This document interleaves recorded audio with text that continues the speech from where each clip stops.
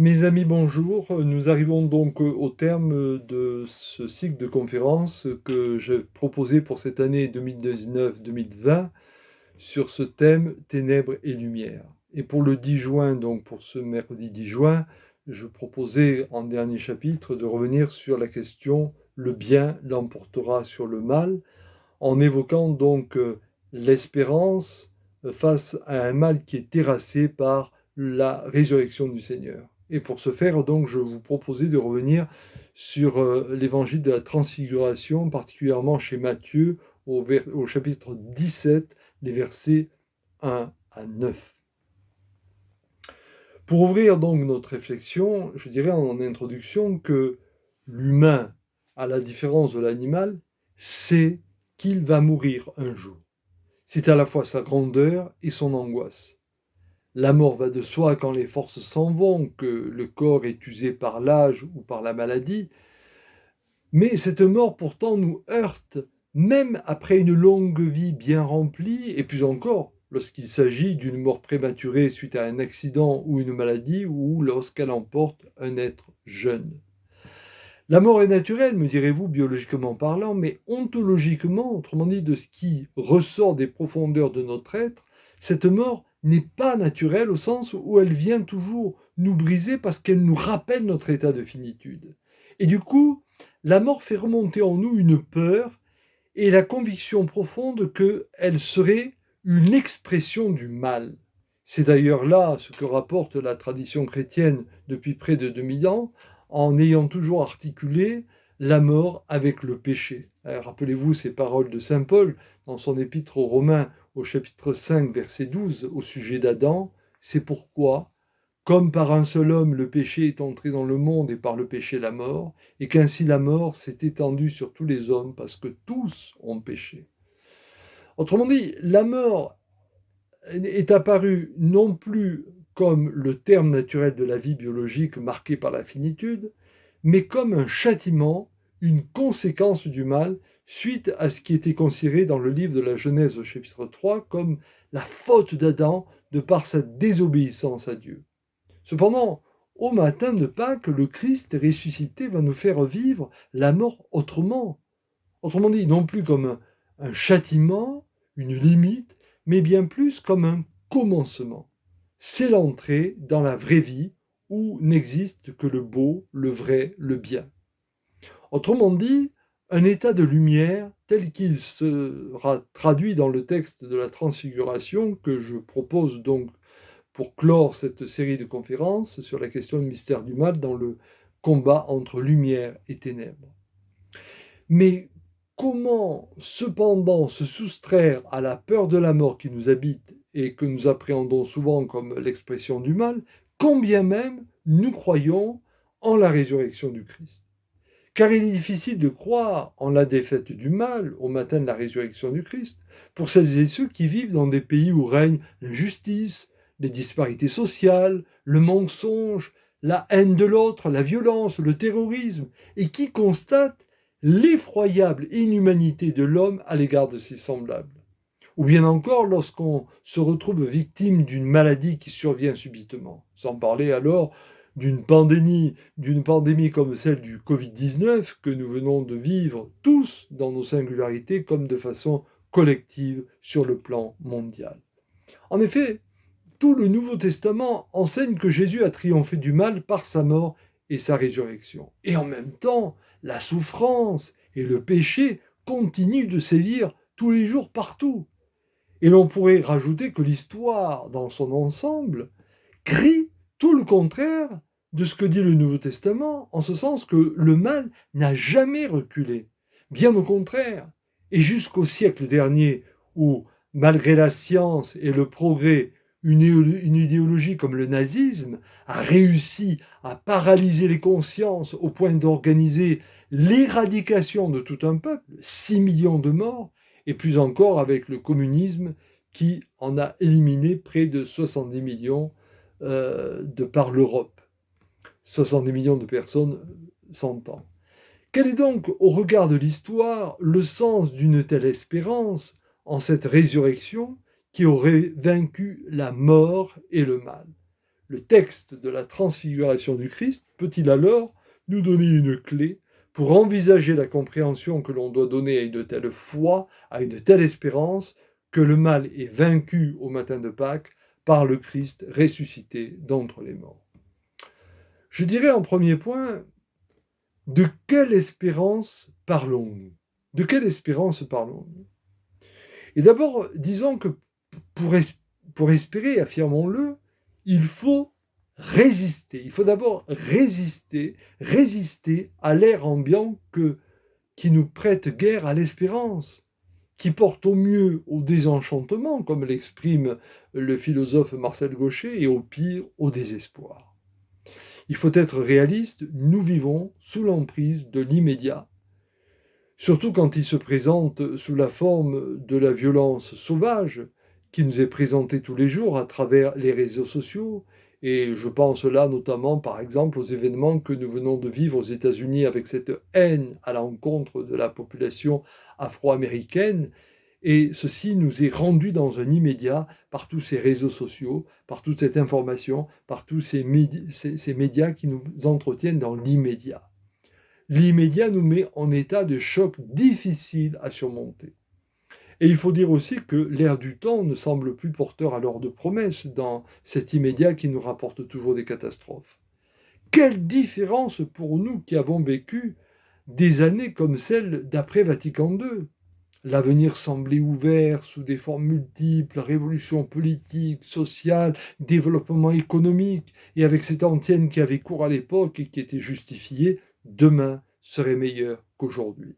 Or, en ce début du XXIe siècle, ce n'est pas du tout ce slogan que l'on peut entendre, au contraire, on pense que demain sera plus difficile qu'aujourd'hui. On s'inquiète pour l'avenir de nos enfants et pour le devenir des générations futures au regard de la crise écologique qui menace l'avenir de la planète. Notre espérance est donc à l'épreuve. Certes, ce constat n'est pas nouveau, et l'on peut se demander pourquoi notre époque menacerait-elle l'espérance plus que d'autres époques. Oui, reconnaissons-le, de tout temps, l'espérance a été difficile. Et de fait, si l'on revient au XVIIIe siècle, par exemple, les idéologies du progrès semblaient infaillibles. Demain serait meilleur parce que l'histoire semblait en mouvement ininterrompu. On allait vers plus de liberté, plus de justice, plus de prospérité, plus de paix. Or, les événements ont totalement démenti tout cela. Et le XXIe siècle s'est ouvert sur le terrible attentat des 2 tours à New York et sur cette menace terroriste qui gangrène le monde depuis déjà plusieurs années. Dans les premiers temps de l'ère chrétienne, il y avait le sens immédiat de la vie éternelle. Demain était au-delà de ce monde, la présence de Dieu allait nous transformer. C'était cela l'espérance. Or aujourd'hui, le monde se passe de Dieu dans bien des endroits. Et donc l'espérance semble presque une nouveauté. Et donc nous sommes appelés, nous chrétiens, à aller puiser à la source de l'espérance pour évoquer le mystère pascal et dire « elle est là l'espérance, elle est là notre espérance ». Cet homme, Jésus, est véritablement Dieu. Il a vécu notre humanité jusque dans la souffrance, jusque dans la mort. Et il en a triomphé parce qu'il est ressuscité. Il a vaincu la mort, il a vaincu le mal. On peut penser alors à ce qu'a écrit Michel Serres à ce propos, lorsqu'il affirmait que les religions païennes ont toujours été fascinées par des cadavres, tandis que la religion chrétienne a commencé par l'évocation d'un tombeau vide. Les forces de mort, de violence, de peur sont donc vaincues en Jésus, puisqu'il est ressuscité, et que tout le corps de notre humanité, de manière collective et même d'une certaine façon sociale, est appelé à participer de cette résurrection. Notre époque déboussolée, désillusionnée, peut-elle alors conserver une telle espérance? Pour répondre à une telle question, nous devons nous rappeler que le sens chrétien du temps et de l'histoire comporte 2 éléments. Le temps païen, du moins face au temps païen qui est globalement cyclique, le temps des saisons, ce qui germe, qui meurt et puis qui renaît. Face à cela, le temps judéo-chrétien, à partir d'Abraham, va présenter un temps linéaire ouvert sur l'avenir. cet homme, Abraham, appelé par Dieu à se mettre en route, à devenir un pèlerin, a ouvert le chemin. L'histoire est désormais sous le signe du pèlerinage, elle est une marche vers l'avenir.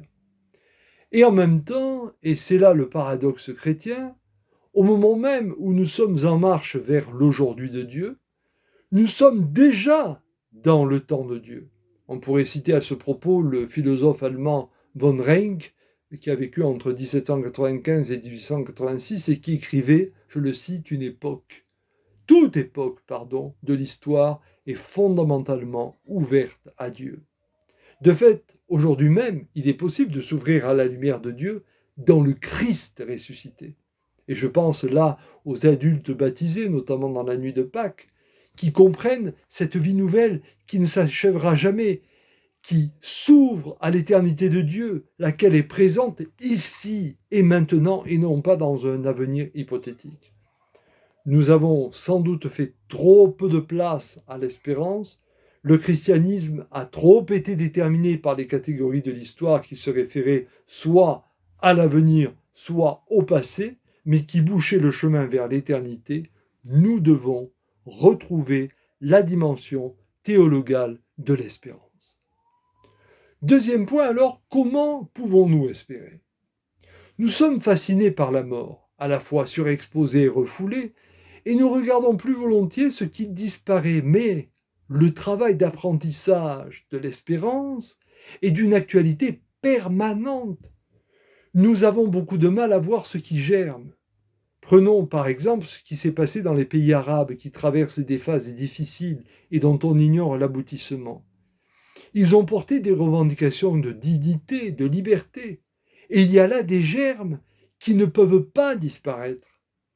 Et dans l'histoire des peuples, il y a des éléments quantitatifs, je pense aux crises économiques notamment, mais aussi des éléments qualitatifs, ceux qui naissent dans des consciences d'hommes et de femmes qui se réveillent pour ouvrir des chemins nouveaux à l'intérieur même de ce qui pourrait résister, de ce qui pourrait freiner l'espérance.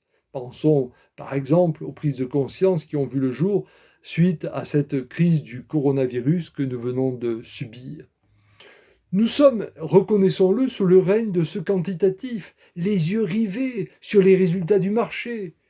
Et nous avons besoin d'inscrire dans des dérèglements déraisonnables des logiques raisonnables. L'espérance fait appel à une logique raisonnable, car elle appelle à voir avec sa raison au-delà de l'immédiat, au-delà des apparences, au-delà des chiffres. Ce qui va mal, on le voit. Ce qui germe, il faut du temps pour le discerner.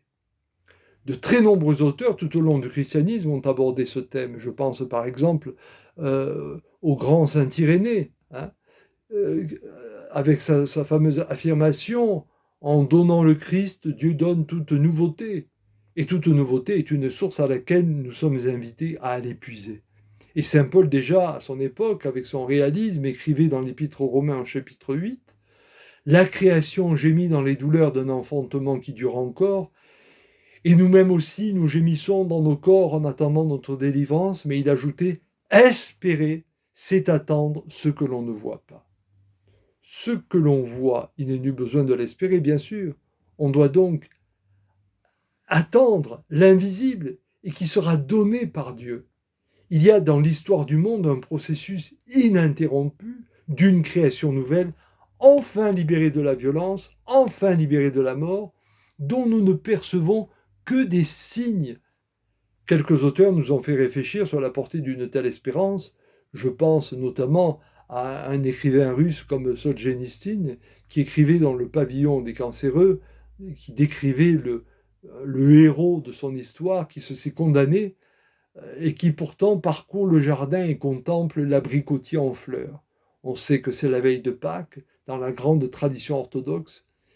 Ainsi, si la science fait incontestablement des progrès, si manifestement on vit mieux aujourd'hui qu'hier, le genre humain, lui, semble ne pas progresser. Il est toujours confronté à cette grande question de l'espérance qu'il faut aller puiser, qu'il faut puiser dans un état de conscience. Et saint Augustin expliquait cette difficulté que porte l'humain dans un phénomène de mélange. Il disait l'humanité est faite de permixio, autrement dit de mélange inextricable entre le bon grain livré, entre la violence et la réconciliation, entre la beauté et la laideur. Nous vivons sous le règne du mélange. Il faut le reconnaître. Et le reconnaissant, faire l'option que Dieu développe en nous des germes de bonté, de beauté, de réconciliation, d'attention, de respect, de ce pressentiment que le mal n'aura pas le dernier mot. L'originalité chrétienne est toute là, le mal n'a pas le dernier mot. C'est là notre espérance. Et le texte de la transfiguration que je vous proposais pour ce dernier temps de réflexion, et le texte de la transfiguration, ce chapitre 17 de Matthieu, semble donner une clé pour discerner ce qu'est le temps de l'espérance pour nous aujourd'hui. C'est donc mon troisième point que j'ai intitulé une espérance en termes de métamorphose au pluriel. Le texte de l'évangile de Matthieu, donc le chapitre 17 et versets 1 à 9, est traditionnellement intitulé la transfiguration. Ce qui est une habitude qui remonte à la traduction latine de la Bible, ce qu'on appelle la Vulgate. Or, dans le texte grec, lorsqu'on reprend le texte grec, le verbe en grec qui dit la transfiguration de Jésus parle plutôt de métamorphose. Par conséquent, autant parler de métamorphose, nous serons plus proches du texte évangélique, d'une part, et d'autre part, plus proche aussi de nos vies quotidiennes, où il n'est jamais question, ou pratiquement peu de questions de transfiguration, mais beaucoup plus souvent de métamorphose. Ainsi, l'évangéliste Matthieu commence son récit par indiquer que nous sommes 6 jours après. 6 jours après quoi? 6 jours après une explication entre Jésus et Pierre sur l'identité de Jésus, quand Pierre dira à Jésus « Tu es le Christ de Dieu », sur l'annonce aussi faite à Pierre qu'il est par moments aussi Satan, parce qu'il veut empêcher Jésus d'aller à Jérusalem pour vivre la mort et la résurrection que le Christ annonce. Et en fait, sur le fait que Jésus dira, pour me suivre, il faut porter votre croix. Et c'est donc l'évangile de Matthieu, le chapitre 16, les versets 13 à 28. Et si nous nous souvenons que dans le Premier Testament, au livre du Lévitique, au chapitre 23, les versets 27 à 34, la fête des tentes est 6 jours après la fête de Kippour, c'est-à-dire la fête dite du grand pardon, nous comprenons l'allusion que va faire Matthieu, puisqu'il est question dans ce chapitre 17 de ce que Pierre va proposer, l'érection de 3 tentes pour Moïse, pour Élie et pour Jésus. Quel est donc l'intérêt de placer cette métamorphose le jour de la fête des tentes? Il s'agit pour l'évangéliste de montrer comment Jésus réagit à la fête des tentes, qui est un temps favorable à l'époque pour l'arrivée du Messie qui doit sauver Israël. En effet, l'attente du messianisme national était particulièrement forte lors de cette fête des tentes. Et Matthieu va indiquer de quelle manière Jésus répond à cette attente messianique. Il se met à l'écart, il va sur la montagne. En effet, l'évangéliste a pris soin là de construire cet épisode en écho à la 3e tentation que Jésus avait connue au début de l'évangile de Matthieu, lorsqu'il était au désert, juste après son baptême. Le diable l'avait transporté sur une haute montagne, dans une situation équivalente à celle du chapitre 17, puis il lui avait montré tous les royaumes du monde et leur gloire, et Jésus n'avait pas cédé. Il lui avait rétorqué « Retire-toi, Satan !» Rappelez-vous le chapitre 4, le verset 10, phrase qu'il va répéter à Pierre quand Pierre veut empêcher Jésus de monter à Jérusalem parce qu'il ne veut pas qu'il meure, et il lui dira « Retire-toi, Satan !» Et c'est le chapitre 16, le verset 23. Et tout cela est emporté par cette parole divine qui vient des cieux, « Celui-ci est mon Fils bien-aimé en qui j'ai mis toute mon affection. » Jésus ne sera donc pas un Messie à la manière de ceux qui prétendent être sauveurs du monde et qui n'ont en tête en réalité que leur propre gloire, leur propre pouvoir, leur propre domination. Elle est là, la métamorphose du messianisme que propose le Christ. Jésus sera définitivement Messie à la manière du serviteur souffrant, sans autre puissance que l'amour et l'esprit de service. Aussi, quand Matthieu précise que le visage de Jésus resplendit comme le soleil, la personne de Jésus est ici portée à son incandescence. Il veut dire, il est le Christ de Dieu véritable et non le Messie des hommes. Il n'est pas celui que la figure du mal voulait nous proposer dans les tentations au désert. Et donc l'espérance se décline alors dans notre capacité à ne plus projeter nos propres attentes messianiques, à ne plus vouloir que Dieu soit à l'image de ce que nous attendons, mais dans le fait d'accueillir l'altérité de Dieu, son caractère imprévisible, inconnu, qui demande une attention, une capacité à voir, à entendre, non pas ce que nous voudrions qu'il soit, mais accueillir, entendre, voir ce qui est proposé et qui ouvre nécessairement le temps de l'histoire que l'on peut alors traduire comme le sens de l'éternité. Une autre métamorphose aussi concerne alors l'ensemble de la Torah. En effet, sur cette montagne, les trois disciples, Pierre, Jacques et Jean, voient Moïse, Élie et Jésus. Or, Moïse et Élie, ce sont deux personnages du Premier Testament, figures emblématiques. Moïse, qui représente le Pentateuque, la Torah, la loi, et Élie, qui représente le courant des prophètes.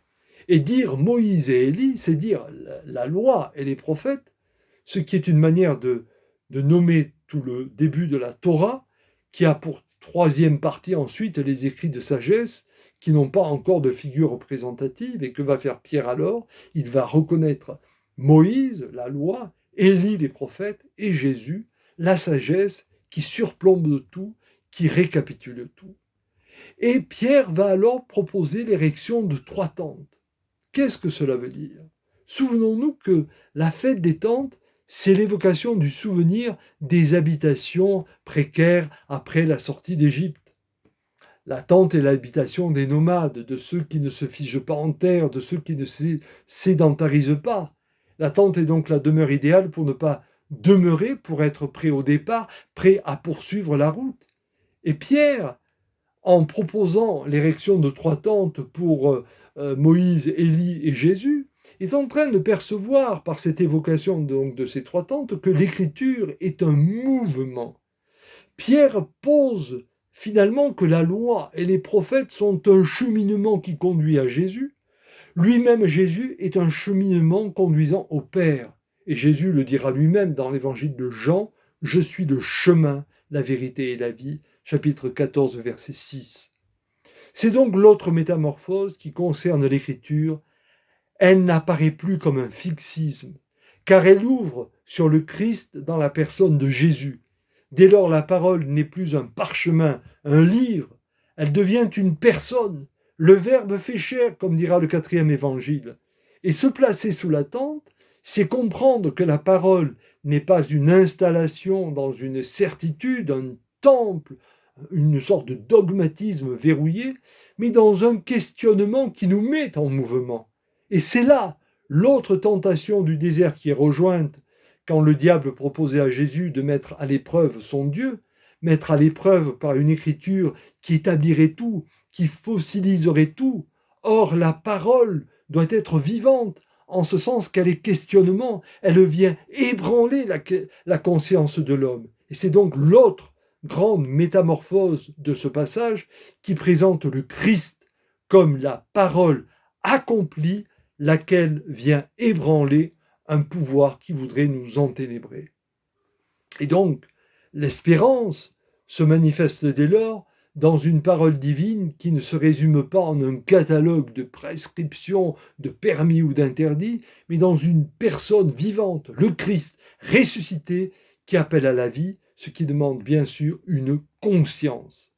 Enfin, la dernière métamorphose qui apparaît dans ce passage de la transfiguration concerne donc plus directement les disciples eux-mêmes.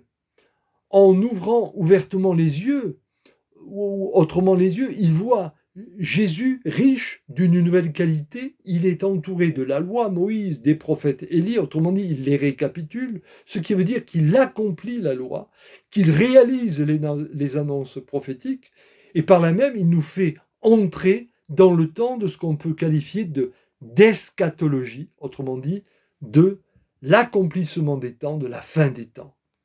L'espérance devient donc la réalisation de ce qui était annoncé, mais cette espérance demande encore à se réaliser pleinement dans notre propre foi, notre propre accueil de cette bonne nouvelle. Autrement dit, l'espérance appelle de notre part l'appropriation de ce qui est déjà réalisé, mais qui n'est pas pleinement accompli, de sorte que la nouvelle alliance en Christ se construit dans notre liberté, dans notre volonté de suivre Jésus en Christ, et pour cela, eh bien, de porter notre propre croix, autrement dit, de bâtir le royaume de Dieu en déclinant les béatitudes dans la traduction que propose Chouraki, c'est-à-dire « En marche les pauvres de cœur, en marche les doux, en marche les artisans de paix, en marche les miséricordieux, en marche les ouvriers de la justice, le royaume des cieux est à vous, le royaume des cieux est à eux. » Ainsi, les disciples vont pouvoir vivre une métamorphose qui ne s'accomplira vraiment que dans l'aurore de Pâques. J'en arrive alors à mon quatrième point qui est l'espérance de la transfiguration. Même si le texte grec de l'Évangile évoque plutôt une métamorphose, et je viens de vous l'expliquer, le thème de la transfiguration tel qu'il se trouve inscrit dans la traduction latine depuis la Vulgate a cependant un intérêt majeur selon moi. En effet, transfiguration veut dire passer par la figure de Jésus pour aller vers la figure du Christ.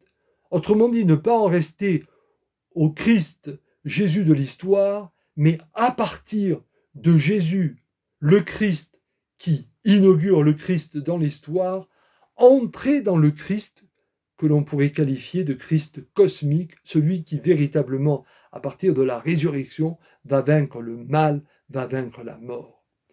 Et ce Christ de l'histoire, ce Christ cosmique, d'une certaine façon, il est comme réalisé au travers de la trilogie des apôtres présents sur cette montagne, Pierre, Jacques et Jean. En effet, Jésus a parlé de sa passion, il a parlé de sa mort, il a parlé de sa résurrection, tout ce qui était en perspective au moment où il était encore dans le pèlerinage terrestre. Et il a dit que pour le suivre, il faudrait être capable de porter sa propre croix. C'était le chapitre 16 de Matthieu. Et dans ce chapitre 17, tout à coup, il apparaît lumineux. Autrement dit, il apparaît comme celui déjà qui a basculé dans l'autre monde de l'histoire. Et là, il vient proposer aux apôtres de se placer dans une réalité pour eux qui est une réalité lumineuse. Le lumineux qui nous renvoie au nous, c'est-à-dire au principe premier. Oui, ce Jésus qui dépasse sa dimension historique pour entrer dans l'état lumineux nous propose de voir en lui le principe premier, le nous. Et ce principe va alors donner lieu à l'émergence de la corporéité nouvelle du Christ, qui est l'Église, mais qui dépasse la simple institution, qui dépasse la simple religion à l'image des hommes, qui est cette corporéité du Christ cosmique.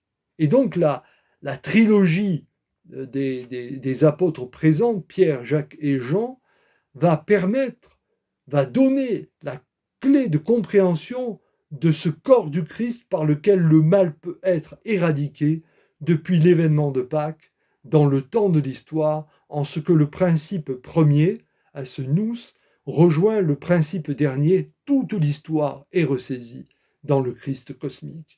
Et ce Christ cosmique, par sa corporéité au sens de l'Église, on va l'évoquer au travers de Pierre, de Jacques et de Jean. Pierre qui signifie l'universalité du Christ, Jacques qui signifie l'enracinement en Christ, et Jean qui signifie le sens du Christ dans l'amour. Pierre, d'abord, c'est l'icône de l'universalité. On pourrait parler aussi de catholicité, puisque les deux mots veulent dire la même chose. On se souvient combien Pierre a été choisi par Jésus, et que celui-ci sera conduit sur des chemins totalement inattendus pour lui.